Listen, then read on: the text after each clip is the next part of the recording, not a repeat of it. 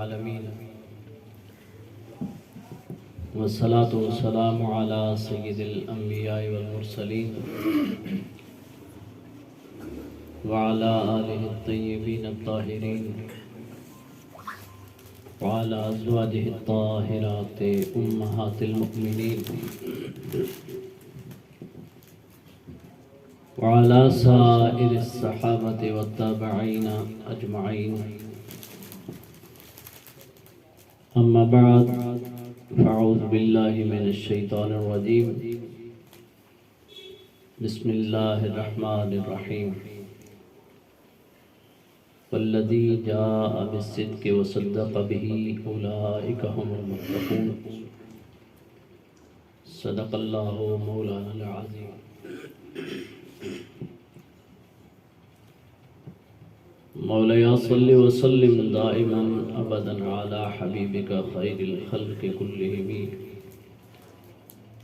محمد سيد الكونين والثقلين والفريقين من عرب ومن عجم. محمد ذكره راح لأنفسنا، محمد شكره فرض على أممي.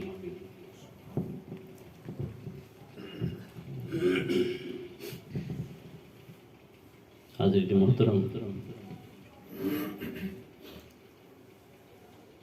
اللہ رب العزت نے اس دین اسلام میں ہمارے لیے رسول اللہ صلی اللہ علیہ وسلم کی محبت، آپ کی چاہت، آپ کے ساتھ وفاداری کا اظہار، ہماری اس ایمان کی قبولیت کے لیے ضروری قرار دیا. اور رسول اللہ صلی اللہ علیہ وسلم نے خود ارشاد فرمایا: لا یؤمن احدکم حتی اکون احب الیہ من نفسہ ووالدہ وولدہ والناس اجمعین. رسول کریم علیہ الصلاۃ والتسلیم کی محبت کا بس اتنا تقاضا نہیں ہے کہ ہم آپ صلی اللہ علیہ وسلم کے نام سے، آپ کی ذات سے، آپ کے معجزات سے، آپ کی صفات سے، آپ کے بلند درجات سے محبت کریں، بلکہ محبت اسے کہا جاتا ہے کہ جس سے محبت ہو اس سے نسبت پا جانے والی ہر چیز سے محبت رکھی جائے. جیسے اللہ رب العزت کو رسول کریم علیہ الصلاۃ والتسلیم سے محبت ہے، تو اللہ رب العزت نے مومنین کے لیے ارشاد فرمایا: قل ان کنتم تحبون اللہ فاتبعونی یحببکم اللہ. اے لوگو، رسول اللہ صلی اللہ علیہ وسلم کی ذات، آپ کا عمل، آپ کا اٹھنا بیٹھنا، آپ کا کھانا پینا، آپ کا چلنا پھرنا، آپ کے معاملات زندگی اللہ کو اتنے پسند ہیں کہ تم رسول اللہ صلی اللہ علیہ وسلم سے محبت کرنا سیکھو، اللہ تم سے محبت کرنے لگ جائے گا. ایسے ہی محبت کا تقاضا یہ ہوتا ہے کہ اللہ کے محبوب ہیں رسول اللہ صلی اللہ علیہ وسلم. اللہ رب العزت نے ارشاد فرمایا کہ جو میرا محبوب ہے اس کے ساتھ جو محبت رکھے گا اس کی محبت میرے دل میں جگہ پائے گی. اور رسول اللہ صلی اللہ علیہ وسلم سے محبت کا تقاضا یہ ہے کہ جن ہستیوں کے ساتھ، جن لوگوں کے ساتھ، جن اشرافیہ کے ساتھ رسول اللہ صلی اللہ علیہ وسلم نے محبت کی ہے، ہمیں بھی ان کے ساتھ اتنی ہی ٹوٹ کر محبت ہو. ہمارے دل میں بھی ان کا مقام و مرتبہ، ان کی قدر و منزلت، ان کی محبت اسی درجہ کی ہو جیسے رسول کریم علیہ الصلوۃ والتسلیم صلی اللہ علیہ وسلم انہیں اپنی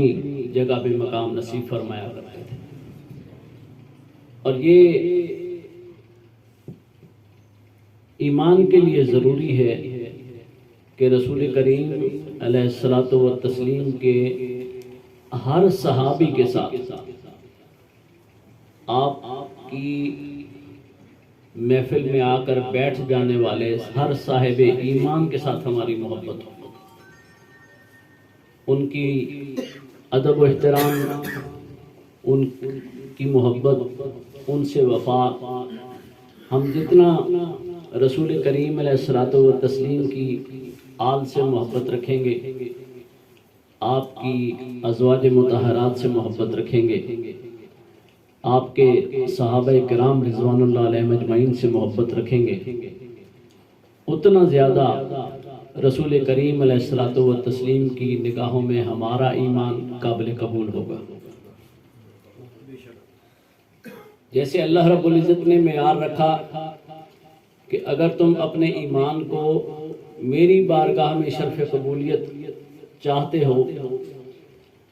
ہو کہ تمہارا ایمان میری بارگاہ میں قابل قبول ہو جائے، تو تمہارے لیے ضروری ہے کہ محمد عربی صلی اللہ علیہ وسلم سے بے پناہ محبت رکھو۔ اور رسول اللہ صلی اللہ علیہ وسلم نے ارشاد فرمایا کہ جو شخص یہ چاہتا ہے کہ اس کی محبت میری بارگاہ میں قابل قبول ہو جائے، اس کے لیے ضروری ہے کہ میرے آل و اصحاب سے بے پناہ محبت رکھے۔ جتنا زیادہ ہمارے دل میں رسول اللہ صلی اللہ علیہ وسلم کی آل کی، آپ کے اہل خانہ کی، آپ کی اصحاب کی محبت ہوگی، ان کا ادب و احترام ہوگا، اتنا ہم پہ رسول اکرم صلی اللہ علیہ وسلم کی نگاہ شفقت ہوگی، اتنا زیادہ کریم آقا صلی اللہ علیہ وسلم کی دعائیں، آپ کی نظر عنایت ہمارے شامل حال ہوگی، اور اللہ کے حضور ہمارا ایمان قابل قبول ٹھہرے گا۔ یہ تو بات ہوئی تمام صحابہ کی، لیکن جس ہستی کا ہم ذکر کر رہے ہیں، حضرت ابوبکر صدیق رضی اللہ تعالیٰ عنہ، آپ کی صحابیت کو تسلیم کرنا یہ ہمارے ایمان کے لیے ضروری ہے۔ وہ شخص صاحب ایمان ہی نہیں ہو سکتا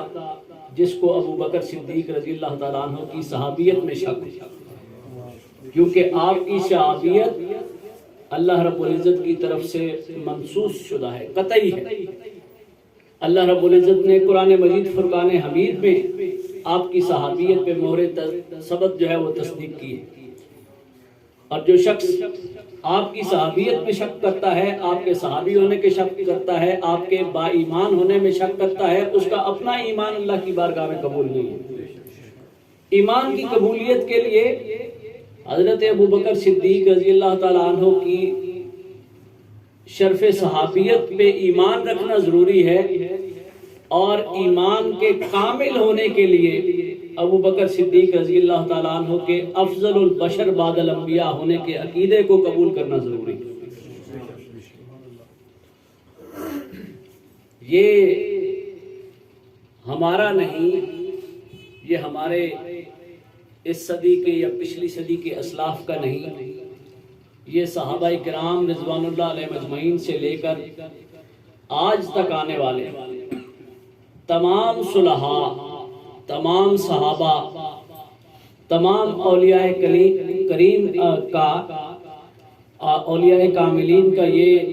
متفقہ فیصلہ ہے کہ رسول اللہ صلی اللہ علیہ وسلم کی ذات کے بعد اللہ رب العزت کے نزدیک جس ہستی کا مقام سب سے زیادہ ہے وہ ابوبکر صدیق رضی اللہ تعالیٰ عنہ۔ اس میں یہ نہیں ہے کہ اگر ہم ابوبکر صدیق رضی اللہ تعالیٰ عنہ کو افضل مانیں گے تو حضرت عمر فاروق رضی اللہ تعالیٰ عنہ کے مقام میں کوئی کمی ہو جائے گی، حضرت عثمان غنی رضی اللہ تعالیٰ عنہ کے مقام میں کوئی کمی ہو جائے گی، حضرت علی کرم اللہ وجہ الکریم رضی اللہ تعالیٰ عنہ کے مقام و مرتبہ میں کوئی کمی واقع ہوگی، یا ان کی تضحیق ہوگی، یا ہم ان کو حقیر نعوذ باللہ سمجھیں گے، ایسی بات نہیں ہے۔ لیکن علماء حق کا، صحابہ اکرام رضوان اللہ علیہ مجمعین کے بیانات کی صورت میں، ان کے فرامین کی صورت میں، ان کے عقیدے کی صورت میں، اس عقیدے کو اہل سنت و جماعت کی جو عقیدہ ہے اس کا حصہ بنایا ہے کہ ہر صاحب ایمان شخص کے لیے اپنے ایمان کی تکمیل کے لیے شرط یہ ہے کہ اس کا یہ عقیدے میں شامل ہو کہ رسول اللہ صلی اللہ علیہ وسلم کے بعد، انبیاء کے بعد، اگر نوع بشر میں، انسانیت میں کسی شخص کو اللہ کے نزدیک سب سے بلند مقام حاصل ہے تو وہ ابو بکر صدیق رضی اللہ تعالیٰ عنہ کی ذات ہے۔ حضرت عبداللہ بن عمر رضی اللہ تعالیٰ عنہ، یہ صحیح بخاری کی حدیث ہے، حضرت عبداللہ بن عمر رضی اللہ تعالیٰ عنہ راوی ہیں، فرماتے ہیں کننا نخیر بین الناس فی زمن نبی صلی اللہ علیہ وسلم فنخیر ابا بکر ثم عمر بن الخطاب ثم عثمان بن عفان رضی اللہ تعالیٰ عنہ۔ حضرت عبداللہ بن عمر رضی اللہ تعالیٰ عنہ فرماتے ہیں کہ صحابہ کرام کے رسول اللہ صلی اللہ علیہ وسلم کے زمانے میں ہم دیکھتے تھے کہ کریم آقا صلی اللہ علیہ وسلم کے پاس کس کا مقام زیادہ ہے، کون رسول اللہ صلی اللہ علیہ وسلم کو زیادہ محبوب ہے۔ جو رسول اللہ صلی اللہ علیہ وسلم کو زیادہ محبوب ہوگا اسی کا مقام عند اللہ بھی اور عند الرسول بھی سب سے بلند ہوگا۔ اور ہم آپس میں یہ کہا کرتے تھے کہ سب سے زیادہ مرتبہ ابو بکر صدیق کا ہے رضی اللہ تعالیٰ عنہ، اور پھر عمر فاروق کا ہے، اور پھر عثمان غنی رضی اللہ تعالیٰ عنہ کا۔ آپ حدیث مبارکہ کو دیکھیں، رسول اللہ صلی اللہ علیہ وسلم جب تشریف فرمایا کرتے تھے تو اپنے ایک طرف ابو بکر صدیق رضی اللہ تعالیٰ عنہ کی نشست رکھتے تھے، ایک طرف عمر فاروق رضی اللہ تعالیٰ عنہ کی نشست رکھا کرتے تھے۔ اس کا مطلب ہے رسول اللہ صلی اللہ علیہ وسلم کو یہ پسند تھا کہ میرے دائیں اور بائیں ابو بکر اور عمر بیٹھا کریں، تو جس کا مقام و مرتبہ آپ کے نزدیک زیادہ تھا اسی کو آپ نے اپنے قریب رکھا، اور اسی ہستی کو اللہ رب العزت نے رسول اکرم صلی اللہ علیہ وسلم کے بعد سب سے بلند مقام نصیب فرما کر اپنی نیابت کا، اپنی خلافت کے قابل سمجھا، اور وہ حضرت ابو بکر صدیق رضی اللہ تعالیٰ عنہ کی ذات۔ تو رسول اللہ صلی اللہ علیہ وسلم کے صحابی حضرت عبداللہ بن عمر رضی اللہ تعالیٰ عنہ فرماتے ہیں کہ یہ اب میں نے عرض کی کہ ہم یہ عقیدہ اپنی طرف سے نہیں بنا رہے، یہ صحابہ اکرام نے ہم تک پیغام پہنچایا ہے کہ رسول اللہ صلی اللہ علیہ وسلم کے زمانے میں بھی صحابہ کا یہ عقیدہ تھا کہ ہم سب میں اگر کسی کا سب سے بلند مرتبہ ہے تو وہ ابو بکر صدیق رضی اللہ تعالیٰ عنہ کی ذات ہے۔ تو اس میں کوئی کسی کے مقام کی کمی نہیں ہوتی، ہم سیدنا علی کرم اللہ وجہ کریم کے مقام کی تضحیق نہیں کرتے یا ان کو حقیر نہیں سمجھتے، ان کو اللہ رب العزت نے جو مقام دیا ہے وہ بھی کائنات میں کسی اور کے پاس نہیں، وہ بھی کائنات میں منفرد مقام کے جو ہے وہ مالک ہیں۔ لیکن ایک رسول اللہ صلی اللہ علیہ وسلم خود اپنی ذات کے حوالے سے جس ہستی کو سب سے بلند مقام نصیب فرمائیں، جس کو اپنی سب سے زیادہ چاہت سے نوازیں، جس کو اپنی سب سے زیادہ محبت نصیب فرمائیں، اگر ہم اس ہستی کا احترام نہیں کریں گے، اگر ہم اس ہستی کو قابل محبت نہیں سمجھیں گے، اگر اس ہستی کو وہ مقام نہیں دیں گے جس مقام کی رسول اللہ صلی اللہ علیہ وسلم اعلان فرما کے جا رہے ہیں، اور جس مقام پہ رسول اللہ صلی اللہ علیہ وسلم نے رکھ کے ابو بکر سے محبت کی ہے، تو ہمارا ایمان بھی رسول اللہ صلی اللہ علیہ وسلم کی بارگاہ میں شرف قبولیت نہیں پائے گا۔ اور اگر ہم رسول اللہ صلی اللہ علیہ وسلم کی بارگاہ میں اپنا ایمان قبول نہیں کرا سکتے، حضرت ابو بکر صدیق رضی اللہ تعالیٰ عنہ کی بارگاہ میں ہمارا ایمان قبول نہیں ہوتا، تو یہ یاد رکھیں سیدنا علی کرم اللہ وجہ کریم بھی ہمارے محبت کی طرف نگاہ نہیں اٹھائیں گے، علی بھی اس سے پیار کریں گے، علی بھی اس پر نگاہ شفقت فرمائیں گے، علی بھی اس پر نگاہ کرم فرماتے ہیں جو رسول اللہ صلی اللہ علیہ وسلم کے ان تینوں غلاموں کا غلام ہوتا ہے۔ حضرت ابو بکر صدیق رضی اللہ تعالیٰ عنہ، حضرت عمر فاروق رضی اللہ تعالیٰ عنہ، حضرت عثمان غنی رضی اللہ تعالیٰ عنہ، یہ اولیاء کرام رحمت اللہ تعالی علیہ اجمعین، رضوان اللہ تعالی علیہ اجمعین، اولیاء کرام کا یہ اعلان ہے کہ جو ولایت کی تقسیم ہوتی ہے اس پہ جب تک سیدنا علی کرم اللہ وجہ کریم کی مہر ثبت نہیں ہوتی، آپ کی طرف سے اجازت نہیں ہوتی،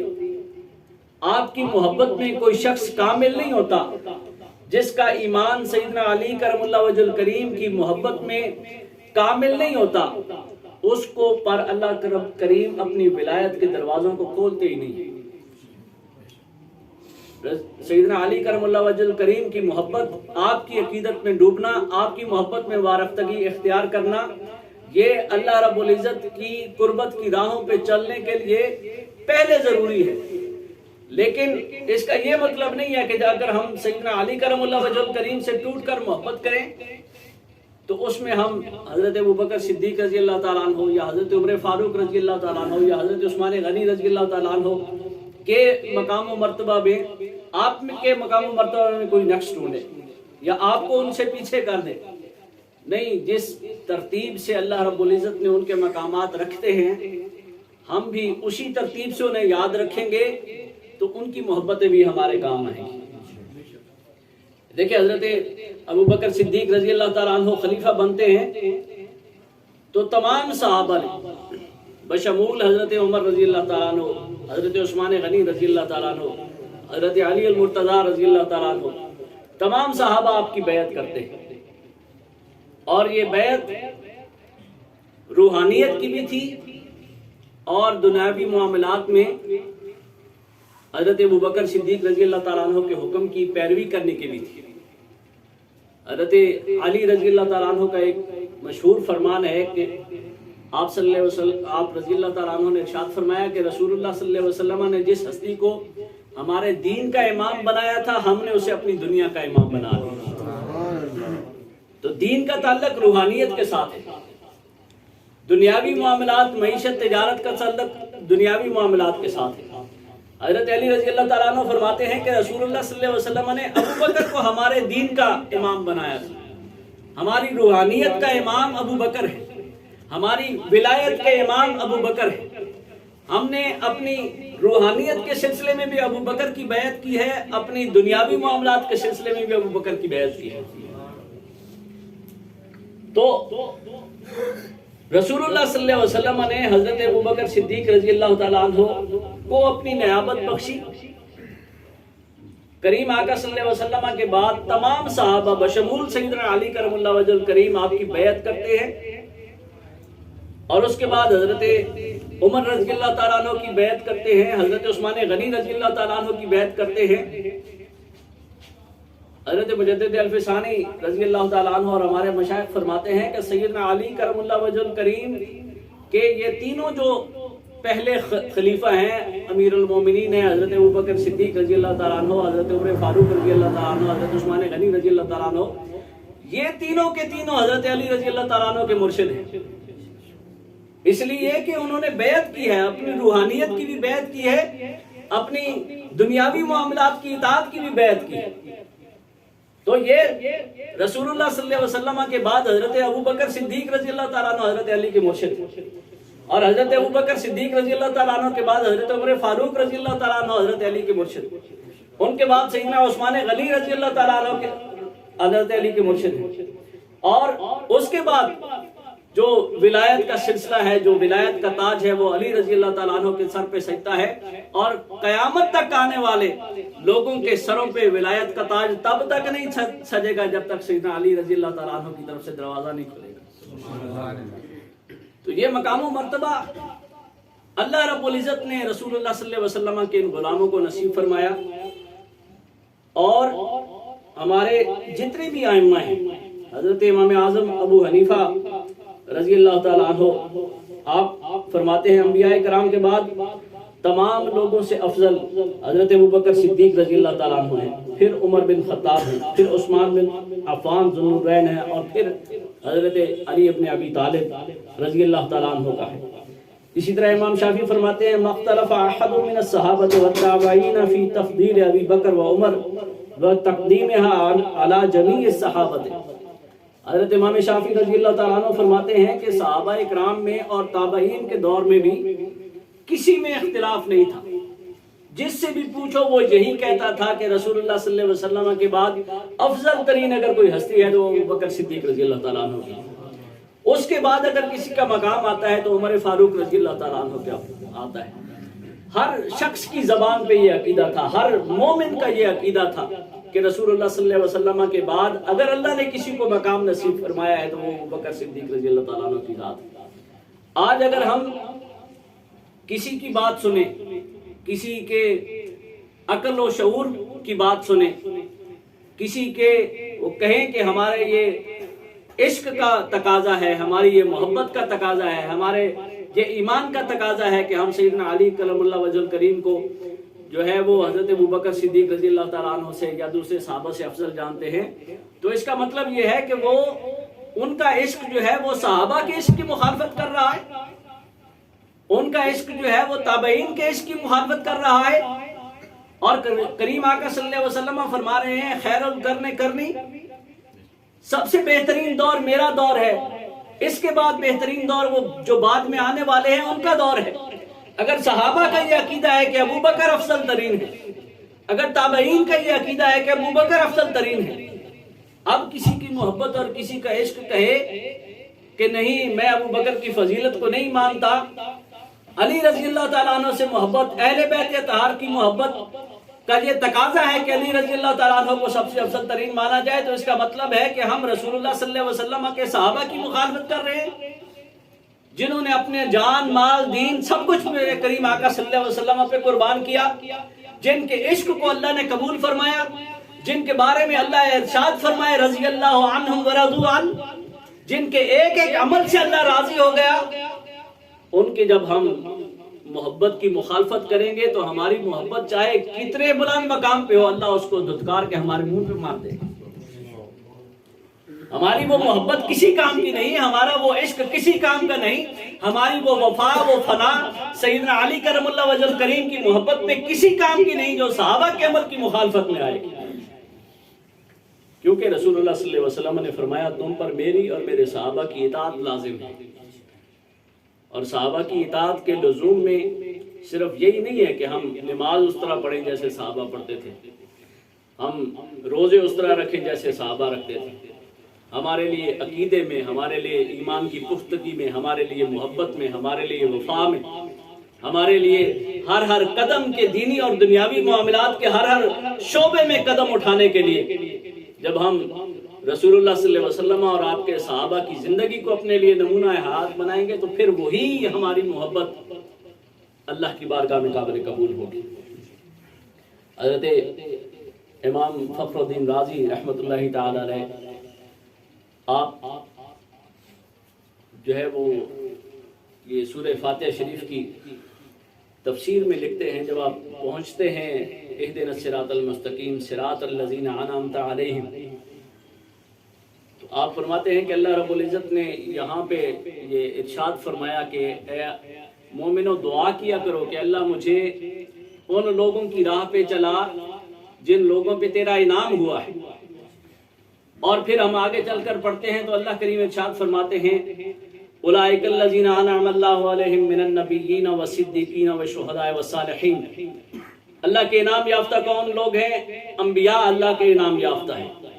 انبیاء کے بعد جن لوگوں پہ اللہ رب العزت نے انعام فرمایا، جن کو مقامات نصیب فرمائے، جن کو اپنی قربت بخشی، جن کو اپنے قریب ہونے کا شرف عطا فرمایا،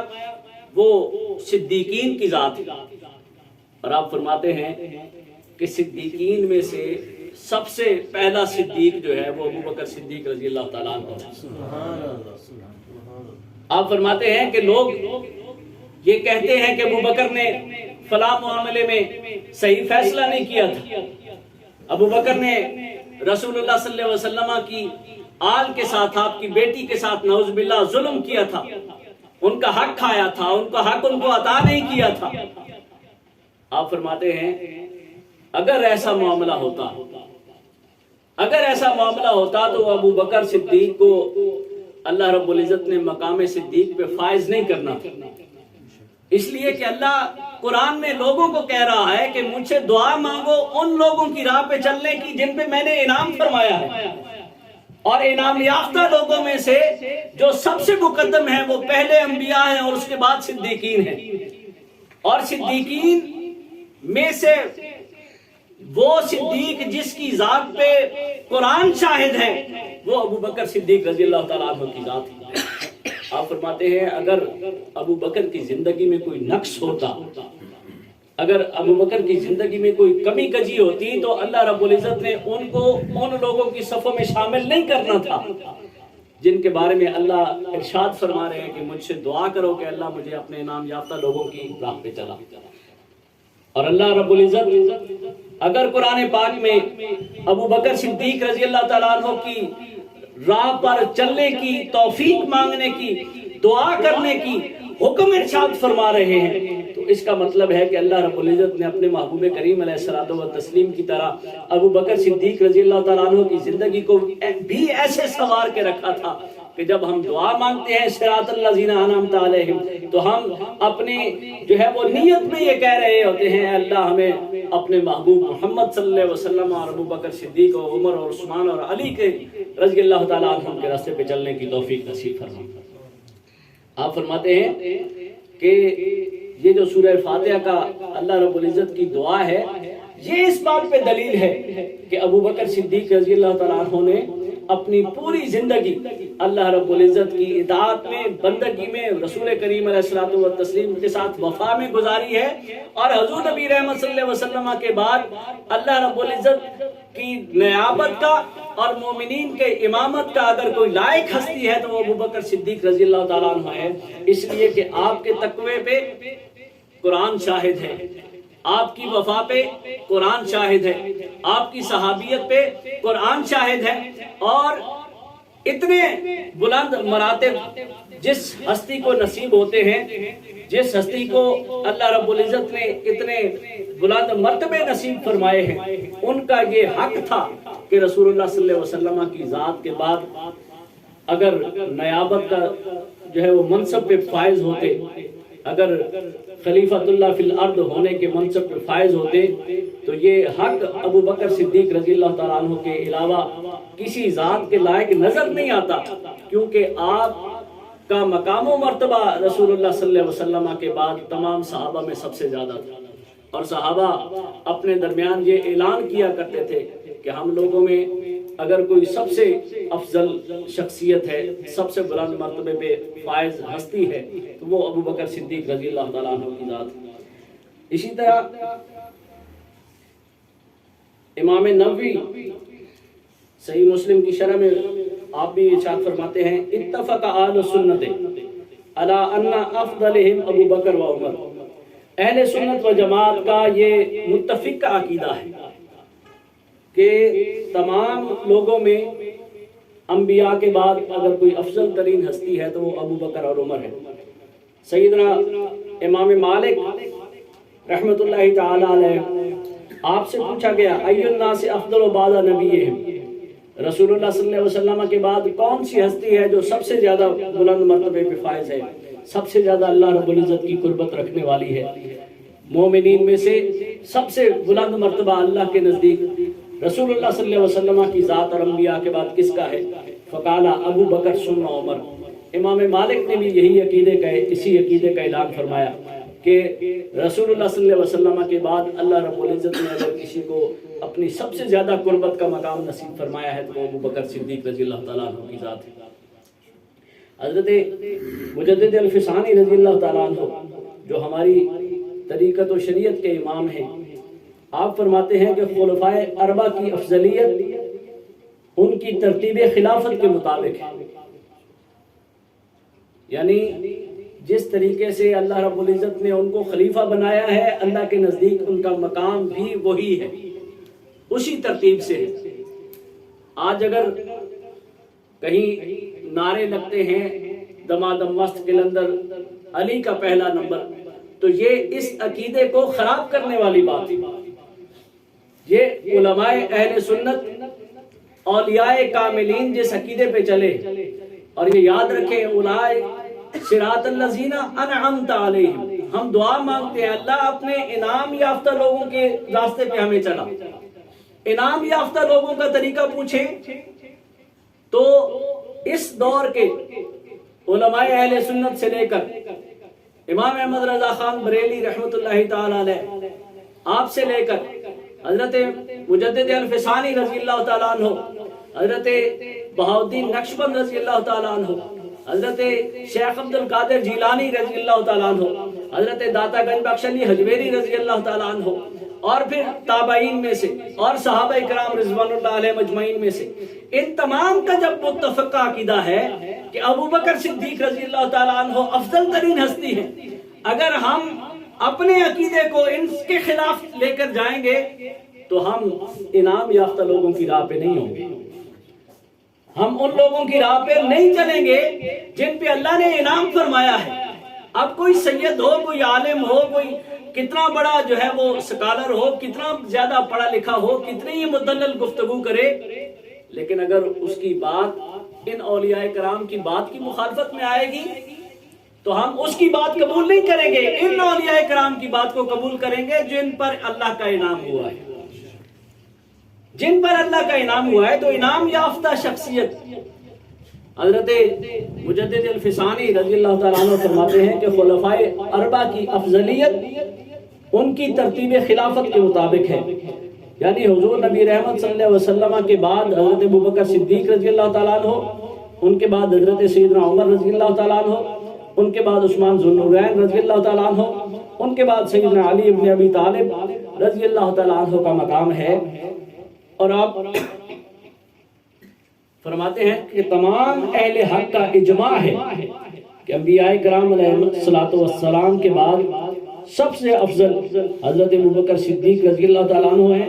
اور ان کے بعد سیدنا عمر فاروق رضی اللہ تعالیٰ عنہ کا مقام آتا ہے۔ ہمارے لیے یہ ضروری ہے کہ ہم رسول اللہ صلی اللہ علیہ وسلم کے ہر صحابی کا ادب کریں، ہر صحابی سے محبت کریں، ہر صحابی کے لیے ان کے بلندی درجات کی دعا کریں، لیکن جو مقام و مرتبے کی بات جب آئے تو ہمارے لیے یہ لازم ہے کہ جیسے ہمارے اہل سنت کے امام، ہمارے علماء، ہمارے محققین، ہمارے اولیاء کاملین ہمیں جو درس دے کر گئے ہیں کہ سب سے وفا کرنی ہے، سب سے محبت کا جو ہے وہ اپنے دل میں ان کے لیے جگہ رکھنی ہے، لیکن